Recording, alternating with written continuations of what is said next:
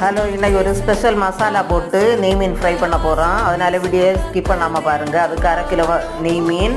அதுக்கு முதல்ல மசாலா அரைச்சி எடுத்துகிட்டு வந்துடலாம். 3 ஸ்பூன் மிளகாத்தூள், 1/4 ஸ்பூன் மிளகுத்தூள், 1/2 ஸ்பூன் கரம் மசாலா, இஞ்சி பூண்டு 5 சின்ன வெங்காயம், கொஞ்சமாக கறிவேப்பிலை, கொஞ்சமாக புளி தண்ணி, 1 ஸ்பூன் உப்பு சேர்த்து அரைச்சி எடுத்துகிட்டு வந்துடலாம். ஃபஸ்ட்டு நான் அரைக்கும் போது உப்பு போட மறந்துட்டேன், அப்புறமா தான் போட்டேன். நீங்கள் அரைக்கும் போதே உப்பு போட்டு அரைச்சா போதும்.